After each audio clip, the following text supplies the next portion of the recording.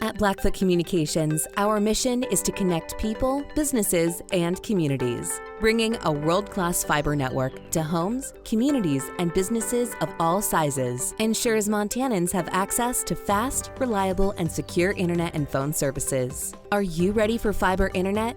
To find out if fiber is coming to your area, visit goblackfoot.com/readyforfiber. Connect to more with Blackfoot Communications. We're trying to do more multimedia. That's what they tell us we need to do here in the modern age. So we're doing a Zoom here. You gotta, whatever the fans are listening.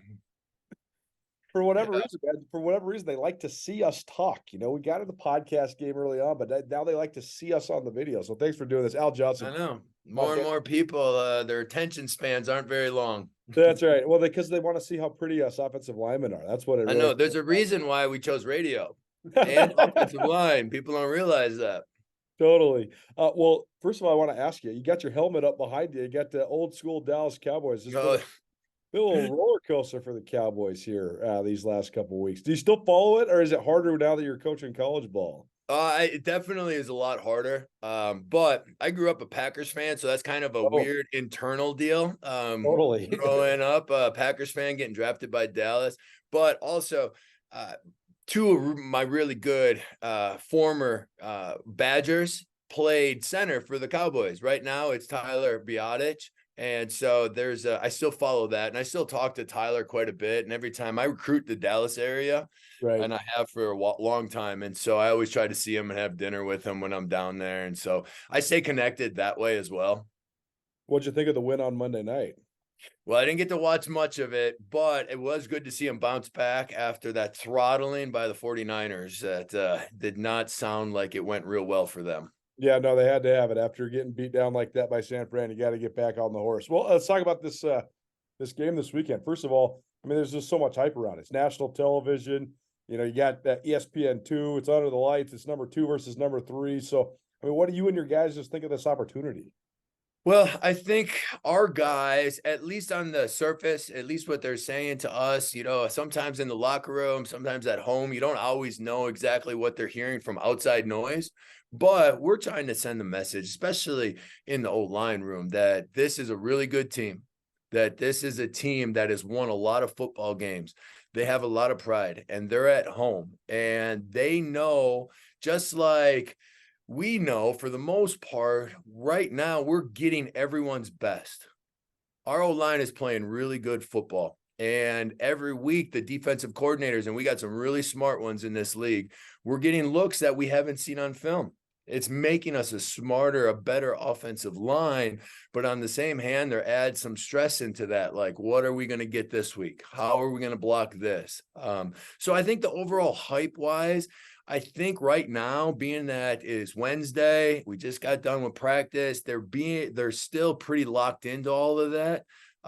As a coach, at times you worry about sometimes too much time. That 8:30 Mountain Time kickoff is a little bit of a long time to sit in a hotel room and watch other guys play and to still stay focused, because Sacramento State has a really good football team, and they're very multiple on defense. They will do a lot of different fronts. They will do a lot of different movements and a lot of different blitzes.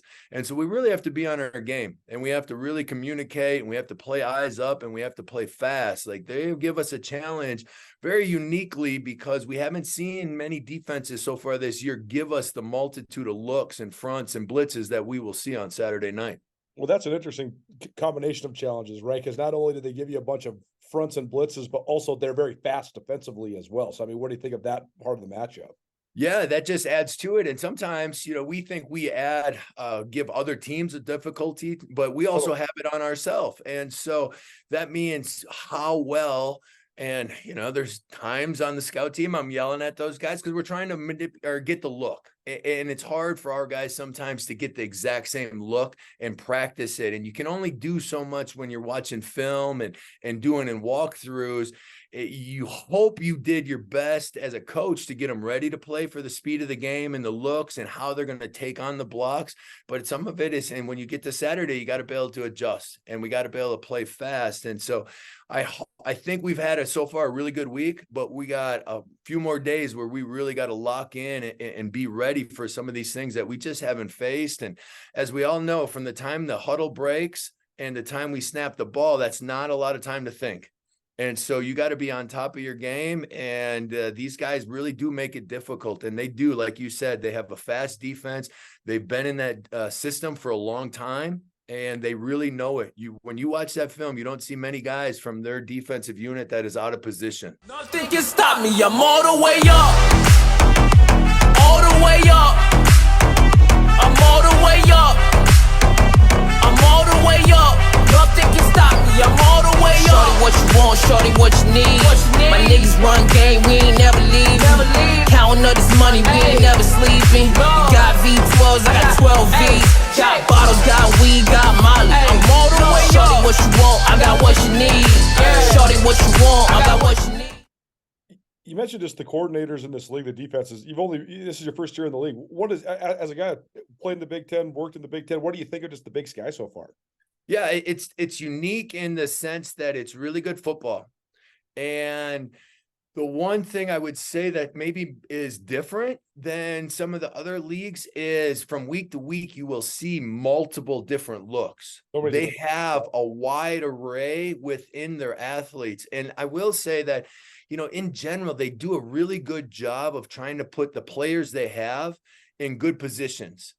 And then they'll have a different plan for us. And that's a good thing, because that means usually they feel they need to try to mix it up on us and try to confuse us. And so that's a good thing, but it also makes it a little stressful. And if you can't tell, I'm getting a little grayer here as the weeks go on. And so hopefully we can keep adjusting, because our guys have done really well with all those new looks that we've seen. And we were laughing about it the other day.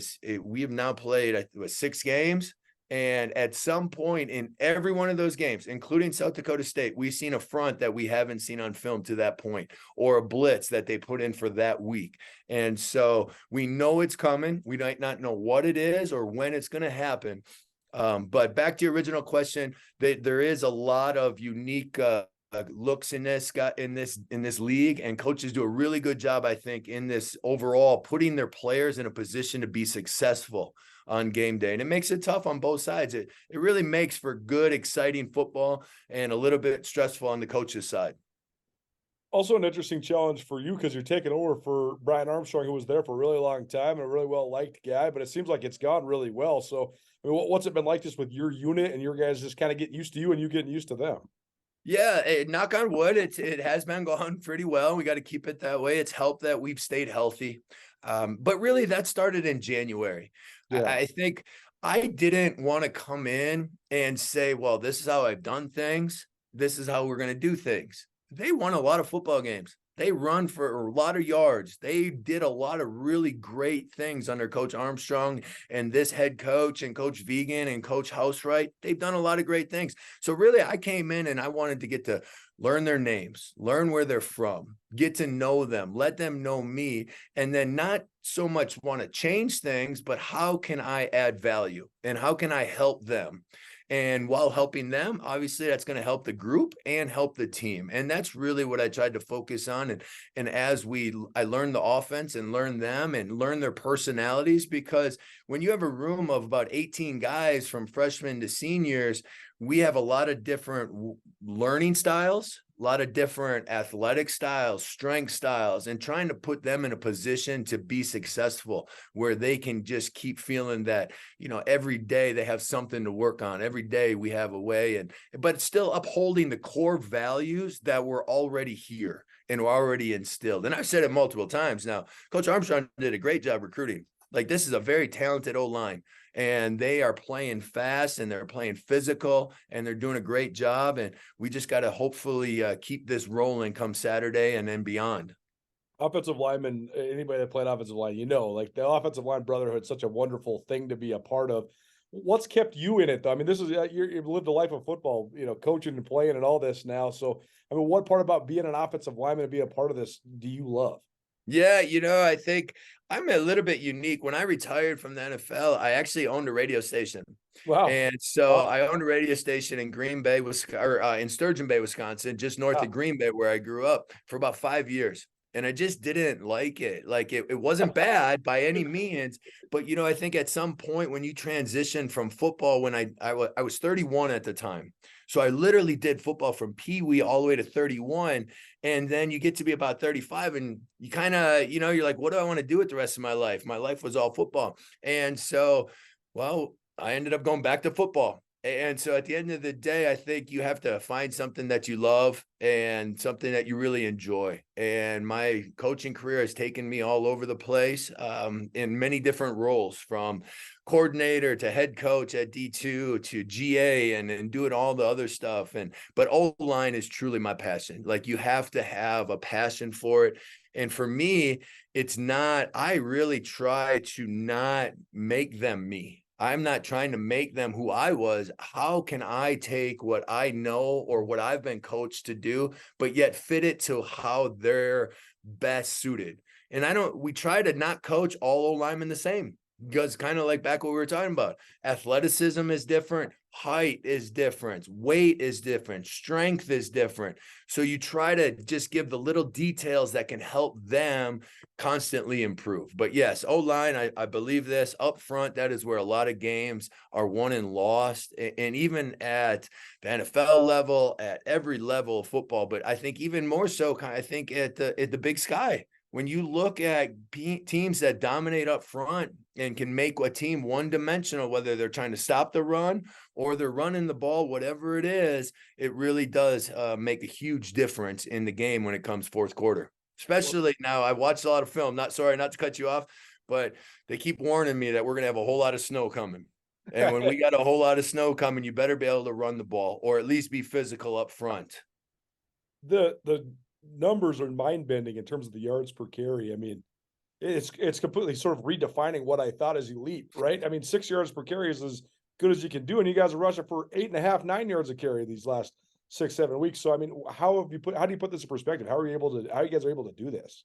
Well, it's a full team effort. And I mean that. We have really good special teams. So the hidden yardage, which a lot of people watching the game don't always look at the hidden yardage. So we have a really good punter. We have a defense that does a really good job. So we have the ability to have more drives.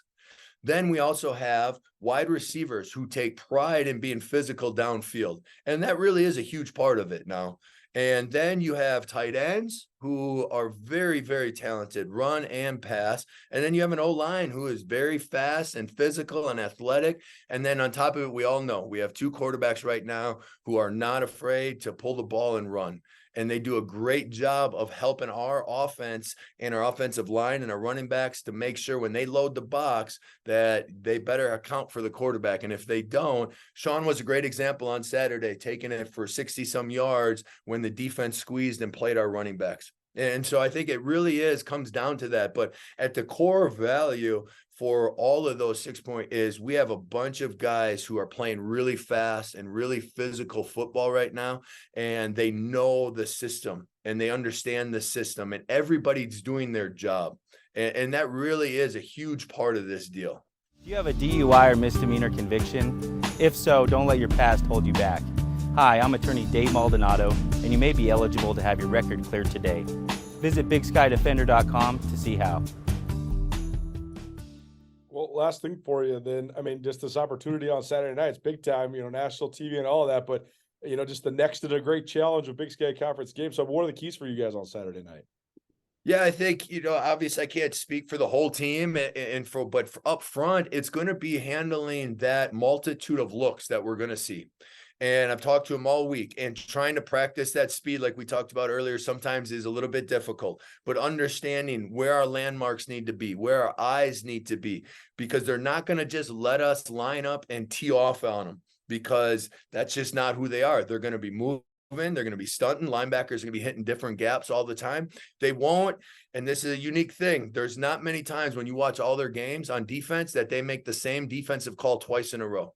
So you have to be good, and you have to know exactly where you're going, and you have to be able to block every call we have versus all those fronts and all those blitzes. So I just think handling that up front, making sure that if we're not perfect, we are still fast and we're physical, and good things will happen at the end. Because I do believe in the end of this deal, we can wear people out up front.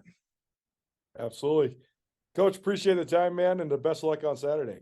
Absolutely. Thank you for having me. Town Pump's Pump It Up Rewards Plus program and never pay full price for fuel again. Save 5 cents on every gallon every day at any town pump across Montana. Plus, earn and redeem points on your favorite in-store items to get free stuff with our clubs. Stop in and pick up a rewards card. Download the Pump It Up Rewards Plus app today. Or visit townpump.com/rewards to register and start saving.